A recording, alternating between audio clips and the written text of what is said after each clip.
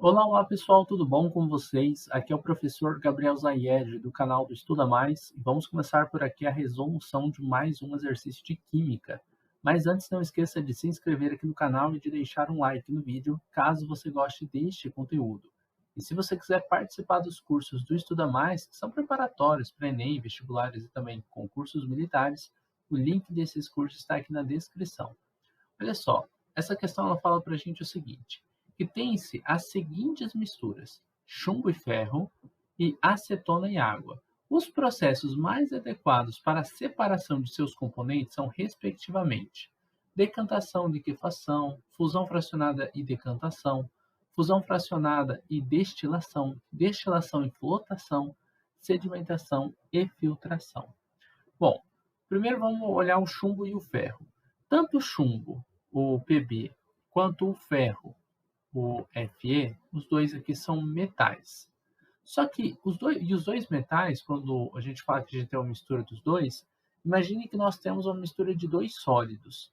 Temos o chumbo, que é um sólido, e temos o ferro, que é outro sólido.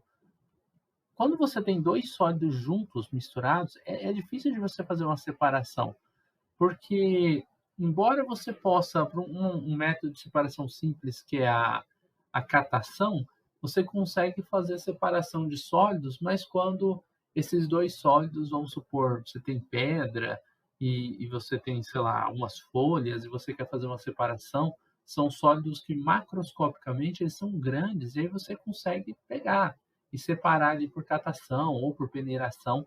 Mas aqui o chumbo e o ferro eles podem estar bem misturados como dois sólidos difíceis de fazer esse tipo de separação. Então, tem uma forma que é através do ponto de fusão. Se você elevar a temperatura, você consegue chegar no ponto de fusão de um deles primeiro, que no caso seria o chumbo, tá? O ponto de fusão do Pb, o chumbo, ele é de 300 e pouco, 320 graus Celsius mais ou menos, tá? Eu vou colocar aqui que é aproximadamente 320 graus Celsius. E o ponto de fusão do ferro, ele é de aproximadamente uns 1500, vou falar 1600 aproximadamente, tá? 1600 graus Celsius, muito mais alto. Então, se você aumentar a temperatura lá em torno dos 400 graus Celsius, se você colocar uma temperatura em 400 graus Celsius, o que vai acontecer? O chumbo ele vai ser liquefeito. A fusão ela é a passagem que a gente tem do estado sólido para o estado líquido. Então, o chumbo ele vai ficar líquido, ele teria que se transformar de sólido para líquido na fusão, tá? Se ele se transforma em líquido, você consegue aí fazer a separação dos dois. E isso acontece porque eles possuem pontos de fusão bem diferentes. Então, o nome desse procedimento que eu estou falando aqui é fusão fracionada. Fusão fracionada. Utilizada geralmente para fazer separação de sólidos, tá? Aqui, ó, a gente já elimina decantação. A decantação acontece por diferença de densidade. Isso aqui acontece muito mais quando você tem líquidos, ou um líquido e um sólido, tá? Então não é o caso da decantação. A destilação é uma separação que a gente tem entre um sólido e um líquido por diferença de ponto de ebulição, ou de líquido e líquido, também se for a destilação fracionada, tá? Sedimentação, ela é tipo o processo da decantação. Antes de acontecer a decantação, tem a sedimentação, que é simplesmente a separação dos dois a partir das densidades, tá? E aqui a gente tem aqui, ó, fusão fracionada e fusão fracionada.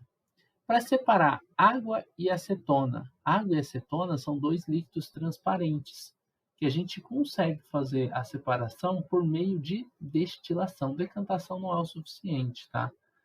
Você tem que separar as duas por diferença de pontos de ebulição.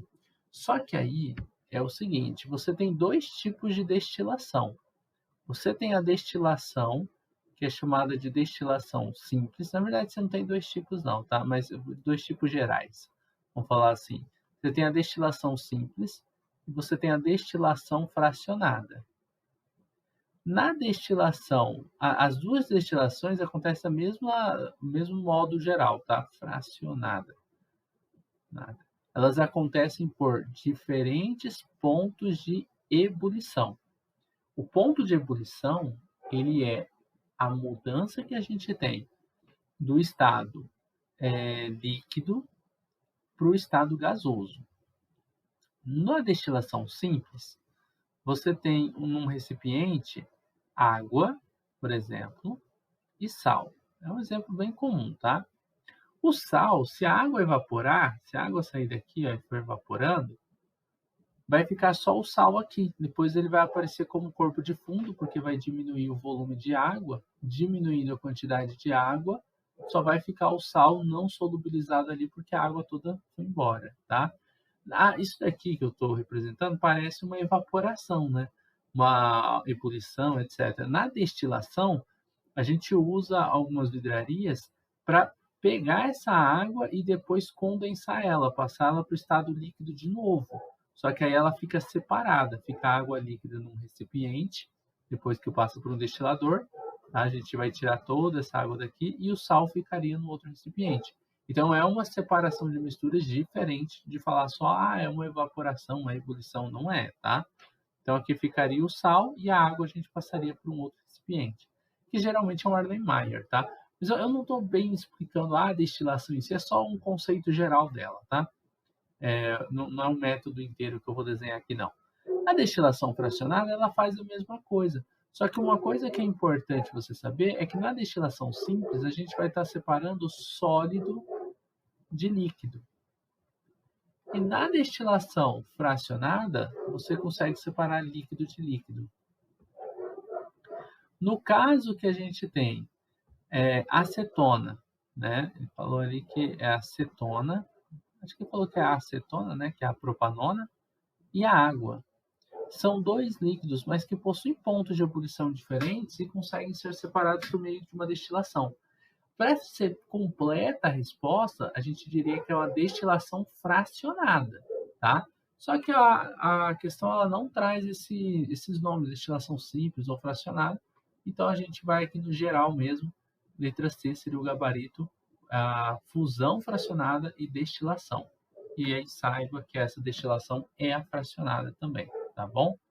É isso, pessoal. Terminamos por aqui a resolução de mais um exercício de química. Eu espero que você tenha gostado dessa resolução, espero que tenha compreendido o passo a passo da resolução deste exercício. Se gostou do vídeo, você pode dar um like no vídeo, se inscrever no canal, ativar o sino das notificações para receber mais aulas assim como essa.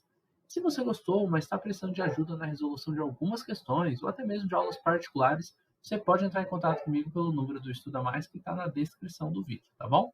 A gente vai se encontrar numa próxima aula resolvendo outras questões de química. Eu desejo bons estudos e até mais.